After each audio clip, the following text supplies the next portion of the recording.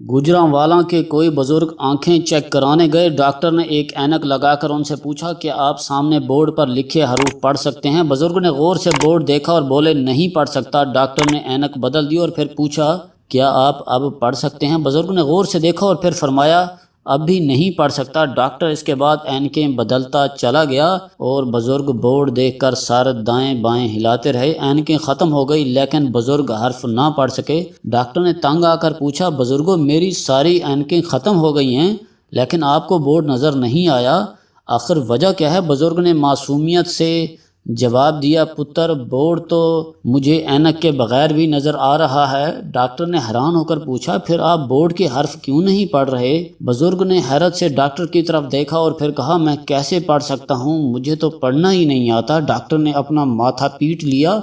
हम में बेशुमार ऐसे लोग होते हैं जो आंगनों के टेढ़ेपन की वजह से डांस नहीं सीख पाते, जिन्हें पूरी ज़िंदगी ऐसी साइकिल ऐसी मोटर कार नहीं मिल पाती जिस पर वो ड्राइविंग सीख सकें, और जिन्हें उम्र भर ऐसे लोग भी नहीं मिलते जिन पर ये एतबार कर सकें। आप लोगों को छोड़ दीजिए, मैं अगर आपसे ये कहूँ हम मन हैसुल कौम ऐसे लोग हैं जो ये समझते हैं नुक्स उनकी आँखों में नहीं ऐनकों और शीशों में है, जो चेहरा साफ़ करने की बजाय आईने रगड़ते रहते हैं और अपने हाथों की तरफ देखने की बजाय आसमान पर अपने मुकद्दर के सितारे तलाश करते रहते हैं। हम मन हैसुल कौम ऐसे हैं, हम अगर ऐसे ना होते तो हम आज एक बार फिर मुल्क में सदारती निज़ाम की बहस ना छेड़ रहे होते। ये बहस चंद हफ्तों पहले तक ऐवान सदर और वज़ीर आज़म हाउस के कॉरिडोर्स तक महदूद थी, लेकिन गवर्नर KP के शाह फरमान ने पिछले हफ्ते ये बयान देकर पाकिस्तान के लिए सदारती निज़ाम ज़रूरी है, इस बहस को बाकायदा सरकारी हैसियत दे दी। उनका ख्याल है दुनिया के 100 मुल्कों में इस वक्त सदारती निज़ाम चल रहा है और ये मुल्क बाकायदा तरक्की कर रहे हैं, लिहाजा हमें भी उस पर जाना चाहिए। शाह फरमान की बात दुरुस्त हो सकती है लेकिन ये अपना लाजवाब फार्मूला पेश करते वक्त ये भूल गए शुमाली और जनूबी कोरिया में इस वक्त 22 मुल्क हैं, उनमें से 19 मुल्कों में अमेरिका जैसा सदारती निज़ाम है। सिर्फ कनाडा, ब्राज़ील और सूरीनाम में सदारती निज़ाम नहीं, लेकिन 19 में से 18 मुल्क एक जैसे सिस्टम के बावजूद आज तक अमेरिका नहीं बन सके। अमेरिका सिर्फ एक है, दुनिया में 27 मुल्कों में बादशाहत है और इनमें से 21 तरक्की याफ्ता हैं। यूरोप में सिर्फ बेलारूस और साइप्रस 2 मुल्कों में सदारती निज़ाम है और ये दोनों अपने दाएं बाएं मौजूद मुल्कों के मुकाबले में पसमानदा हैं। दुनिया के 52 मुल्कों में हमारे जैसा पार्लिमानी सिस्टम है और ये तरक्की भी कर रहे हैं, जबकि हम रोज़ बरोज़ नीचे जा रहे हैं। हमारा आने वाला हर दिन हमें कीचड़ की तरह पीछे ले जा रहा है। क्यों? क्या इसकी वजह पार्लिमानी निज़ाम है? जी नहीं, ख़राबी सितारों में नहीं होती, सितारों के हाल और चाल पर यकीन करने वालों में होती है। निज़ाम ख़राब नहीं होते, निज़ाम के चौकीदार ख़राब होते हैं। हमारा इशू अगर सिस्टम होता तो हम 50 साल पहले तरक्की कर चुके होते, क्योंकि हम दुनिया की वाहिद कौम हैं जिसने 73 बरसों में सारे सिस्टम आजमा कर देख लिए हैं। हमारे मुल्क में गवर्नर जनरल भी रहे, हमने सदारती निज़ाम भी टेस्ट कर लिया, हमने 1 यूनिट भी भुगता लिया, हमने बुनियादी जमहूरियत का जायका भी चख लिया, हमने सिविल मार्शल भी लगा लिया, हमने इस्लामी सोशलिज़म भी चेक कर लिया, हमने शोरा निज़ाम भी देख लिया, हमने 4 मार्शल भी भुगता लिए, हमने चीफ एग्जीक्यूटिव के ज़रिए मुल्क चलाने का तजर्बा भी कर लिया, हमने 3 ऐसे सदूर भी देख लिए जो सदर भी थे और आर्मी चीफ भी, हमने 3 रेफरेंडम भी करा लिए और हमने पार्लिमानी निज़ाम भी चेक कर लिया। माशाअल्लाह हम 73 बरसों में सारे निज़ाम टेस्ट कर चुके हैं, बस रियासत मदीना और बादशाहत बाकी है।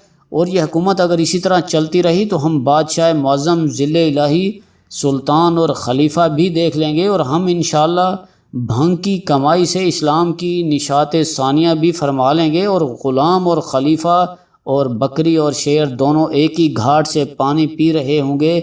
खाना ज़ाहिर है उनके नसीब में नहीं होगा। मेरा सवाल ये है गवर्नर जनरल का सिस्टम हो या सदारती पार्लिमानी और बुनियादी जमहूरियत का निज़ाम हो या फिर इस्लामी सोशलिज़म हो, ये सारे निज़ाम दुनिया के किसी न किसी खित्ते में मौजूद हैं और ये वहाँ ठीक ठाक काम भी कर रहे हैं, लेकिन ये सारे सिस्टम पाकिस्तान में फ़ेल हो गए।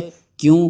क्योंकि गलतियां निज़ामों में नहीं थी, हम में थी, धुंध आइनों में नहीं थी, हमारी आंखों में है। और हमें बहरहाल किसी न किसी दिन ये मानना होगा इंसान अगर काम ना करना चाहे तो फरिश्तों का सिस्टम भी फ़ेल हो जाता है اور ہم اگر کچھ کرنا چاہیں تو دنیا کے ناکام ترین نظام سے بھی پھول اور پھل نکلنے لگتے ہیں، لیکن ہم اپنے اوپر توجہ دینے کی بجائے نظاموں کے پیچھے دوڑ رہے ہیں۔ ہم اینکیں بدل بدل کر خود کو مطمئن کر رہے ہیں، چنانچہ ہم ایک بار پھر کیلے پر پاؤں رکھ رہے ہیں اور نتیجہ اس بار بھی وہی نکلے گا جو پچھلی پھسلن کا نکلا تھا۔ ہم ایک بار پھر ہڈیاں توڑوا کر واپس آ جائیں گے۔ یہ باتیں اب زیادہ ڈھکی چھپی نہیں رہیں۔ وزیر اعظم کے احباب انہیں مشورہ دے رہے ہیں، ساری خرابیاں پارلیمانی نظام کی دین ہیں۔ یہ سسٹم ان پڑھوں، نا تجربہ کاروں، نالائقوں اور کرپٹ لوگوں کو اوپر لے آتا ہے۔ یہ لوگ حلقوں کے ایکسپرٹ ہوتے ہیں، یہ الیکشن لڑنا اور جیتنا جانتے ہیں، چنانچہ یہ سیاسی جماعتوں کو بلیک میل کر کے ٹکٹ لے لیتے ہیں اور پھر یہ اسمبلیوں میں گروپ بنا کر وزارتیں لے لیتے ہیں اور وزیر اعظم ان کے ہاتھوں بلیک میل ہوتے رہتے ہیں۔ یہ احباب عمران خان کو بار بار بتا رہے ہیں، لوگوں نے 2018 میں صرف عمران خان کو ووٹ دیے تھے، عوام دوبارہ عمران خان کو ہی ووٹ دیں گے، چنانچہ خان صاحب کو اگلے الیکشن سے پہلے ان بلیک میلرز کا مافیا توڑنا ہوگا اور یہ صرف صدارتی نظام ہی کے ذریعے ممکن ہے۔ یہ لوگ سمجھتے ہیں مارچ 2021 میں سینٹ کے الیکشنز کے بعد عمران خان کی پوزیشن مضبوط ہو جائے گی اور یہ بڑی آسانی سے جوائنٹ سیشن بلا کر ملک کو پارلیمانی سے صدارتی نظام میں شفٹ کر سکیں گے، اور یہ اگر ممکن نہ ہوا اور یہ قانونی اور آئینی لحاظ سے ممکن بھی نہیں تو ریفرینڈم کرا کر پورے ملک سے بھی رائے لی جا سکتی ہے، اور اگر اپوزیشن اور عدلیہ کی طرف سے رکاوٹ آئی تو عمران خان کم از کم MNAs کا مافیا اور حلقوں کی بلیک میلنگ توڑنے کے لیے پورے ملک کے حلقے ضرور تبدیل کر سکتے ہیں۔ یہ پورے ملک کے ووٹروں کو کل حلقوں پر تقسیم کر کے سارے حلقے برابر کر دیں گے، جس کے بعد تمام حلقوں کے ووٹ برابر ہو جائیں گے۔ یوں برادریوں کا زور بھی ٹوٹ جائے گا اور روایتی سیاستدانوں کی شطرنج بھی بکھر جائے گی، اور اس کا فائدہ پاکستان تحریک انصاف اور اس کی اتحادی جماعتوں MQM، کاف لیگ اور گرینڈ ڈیموکریٹک الائنس کو ہوگا۔ پنجاب میں پاکستان مسلم لیگ نون، سندھ میں پاکستان پیپلز پارٹی اور KPK میں ANP کی سیاسی دیواریں گر جائیں گی، لیکن سوال یہ ہے کیا یہ ہو سکے گا؟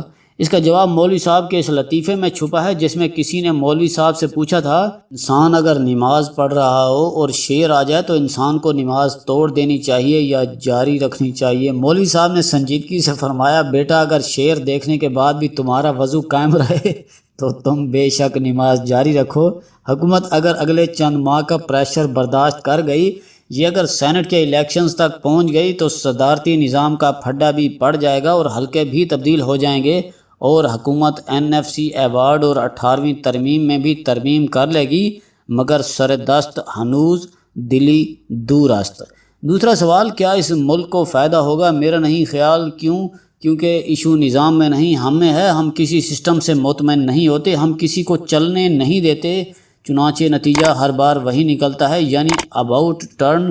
پھر کوئی نیا بندوق علی خان آ جاتا ہے اور وہ بھی پودے کی جڑیں کھود کر بیٹھ جاتا ہے۔ ہمیں بہرحال کسی نہ کسی دن رک کر یہ ضرور سوچنا پڑے گا، ہم آخر کب تک چاند پر بیٹھ کر اینکیں بدل بدل کر چاند تلاش کرتے رہیں گے؟ ہم آخر کب تھکیں گے؟ میں جمہوریت پسند ہوں، لیکن میں بھی حالات سے اتنا تنگ آ چکا ہوں کہ میں اب ببانگ دہل کہتا ہوں، آپ ملک میں بے شک 40 سال کے لیے ماشاء اللہ لگا دیں یا عمران خان کو تا حیات خلیفہ بنا دیں، لیکن ملک کو کم از کم چلنے دیں، اس میں استحکام آنے دیں، ورنہ یہ ملک نظاموں کا قبرستان تو بن جائے گا لیکن یہ ملک نہیں رہے گا۔